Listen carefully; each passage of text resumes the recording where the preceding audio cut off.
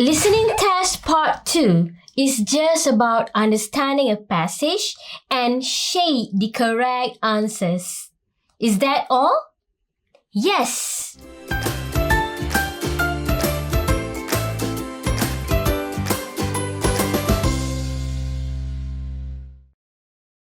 Assalamualaikum and hi everyone. What you doing? I hope you're doing just fine.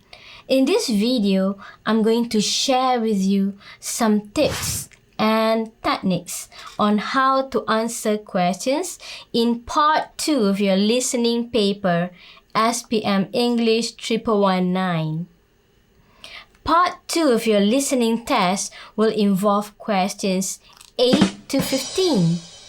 You will have to answer 8 multiple choice questions where you would have to choose either A, B, or C.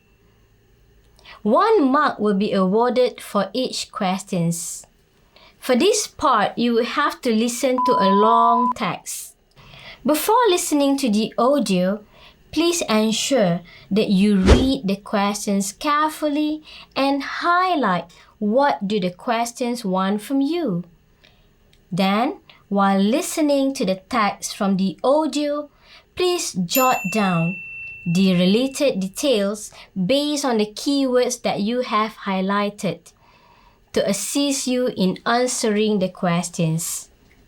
After that, you will listen to the audio one more time. After listening to the audio for the second time, you will be given time to answer the questions. Circle the answer on your question paper and then shade your answer onto the answer sheet. For the first one, let's look at question number 8. For your information, these sample questions are taken from a workbook by my teach. You may refer to the workbook to get complete exercises for your listening practice. Now, let's move on with the question here. Part 2, Questions 8 to 15. You will hear Wendy talking about her experience as an exchange student in Japan. For questions 8 to 15, circle the correct answer A, B, or C. You will hear each recording twice. Answer all the questions. A few years ago, I was accepted into the exchange student program to Japan. Before departing for Japan, I took pains to learn the language. After that, I went shopping for winter wear. I also Skyped with my Japanese pen pal, Yuki. She helped me understand the Japanese culture. One day while in Japan, I had to get some stationery for school. The stationery shop was not too far from my host family's home. They were too busy to take me there, so I decided to go on my own. It was not as easy as I had hoped it would be. All the street signs were in Japanese. Even though I knew some of the language, I still had trouble figuring out how to get to my destination. In the end, I had to use Google Translate. Once I got to the stationery shop, I had a wonderful time. There were so many interesting things sold there, and the staff were very polite and helpful. This was because the Japanese love to serve others. When I first entered the shop, I was greeted happily by the staff. It made me feel very welcome. Another time, I went to a newly opened supermarket with my host family. To my pleasant surprise, there were workers at the parking lot who guided us to where the elevators and other sections in the supermarket were. One of the workers even opened the car door for us. I also noticed the workers making sure that the pedestrians could cross the road safely. I thought it was very civic conscious of them. What did Wendy do before going to Japan? A. Study Japanese. B. Buy winter clothes. Or C. Video chat with Japanese pen pals. Now, let's listen to the audio. A few years ago, I was accepted into the exchange student program to Japan. Before departing for Japan, I took pains to learn the language. After that, I went shopping for winter wear. I also Skyped with my Japanese pen pal, Yuki. She helped me understand the Japanese culture. Alright, what do you think is the answer? Yes, the answer is A. Wendy wanted to study Japanese before going to Japan. Now let's move on to question number 9. Why did Wendy go to the stationery shop by herself? A. Her host family was too busy. B. The stationery shop was nearby. Or C. She needed to get some stationery. Based on the audio that you have listened, which one do you think is the answer? One day while in Japan, I had to get some stationery for school.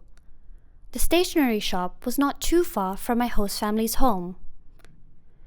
They were too busy to take me there, so I decided to go on my own. It was not as easy as I had hoped it would be. All the street signs were in Japanese.